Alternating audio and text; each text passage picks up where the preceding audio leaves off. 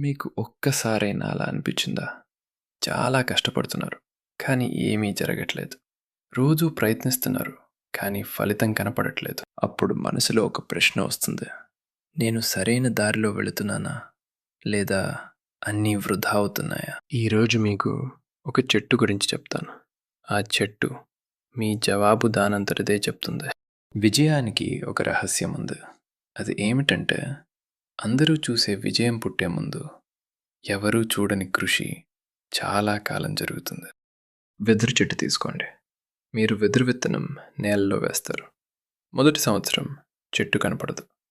రెండవ సంవత్సరం చెట్టు కనపడదు. మూడో సంవత్సరం చెట్టు కనపడదు. నాలుగవ సంవత్సరం చెట్టు కనపడదు.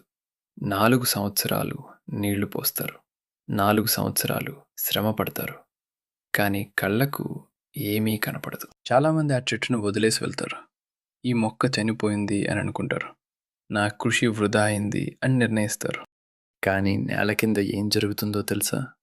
వెదురు చెట్టు తన వేళ్లను పాతుతోంది. కిలోమీటర్ల పొడవున వేళ్లు పాకుతున్నాయి. భూమిలో లోతుగా, దృఢంగా, నిశ్శబ్దంగా నిర్మించుకుంటోంది. 5వ సంవత్సరంలో ఏం జరుగుతుందో తెలుసా? ఆ వెదురు చెట్టు ఒక్క 6 వారాల్లో 90 అడుగుల ఎత్తుకు పెరుగుతుంది. రోజుకు దాదాపు 90 సెంటీమీటర్లు, అంటే 3 అడుగులు. ఇప్పుడు చెప్పండి, ఆ వెదురు 5 సంవత్సరాలు ఏమీ చేయలేదా? లేదు. అది ప్రతిరోజూ పనిచేసింది, కానీ నేల కింద. అది ప్రతిరోజూ పెరిగింది, కానీ కళ్ళకు కనపడకుండా. అది ప్రతిరోజూ బలపడింది, తర్వాత వచ్చే ఎదుగుదలకు సిద్ధమవుతూ. మీరు ఇప్పుడు వెదురు చెట్టులా ఉన్నారు. మీరు చదువుతున్నారు, ఫలితం కనపడట్లేదు. మీరు ప్రయత్నిస్తున్నారు, గుర్తింపు రావట్లేదు. మీరు కష్టపడుతున్నారు, ఎవరూ చూడడం లేదు. కానీ నేల కింద వేళ్ళు పెరుగుతున్నాయి.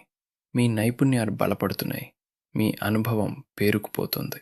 ఇదంతా కనపడదు, కానీ జరుగుతోంది. వెదురు చెట్టు ఒక పని చేయలేదు, మధ్యలో ఆగలేదు. అది ఆగి ఉంటే ఏం జరిగేది? వేళ్ళు నేల వదిలిపోయేవి. 5వ సంవత్సరం వచ్చేది కాదు. ఆ 90 అడుగుల ఎత్తు వచ్చేది కాదు. మీరు ఆగితే మీ వేళ్ళు చనిపోతాయి. మీరు కొనసాగితే మీ 5వ సంవత్సరం తప్పకుండా వస్తుంది. గుర్తుంచుకోండి, ఎవరూ చూడని కృషి లేకుండా అందరూ చూసే విజయం రాదు.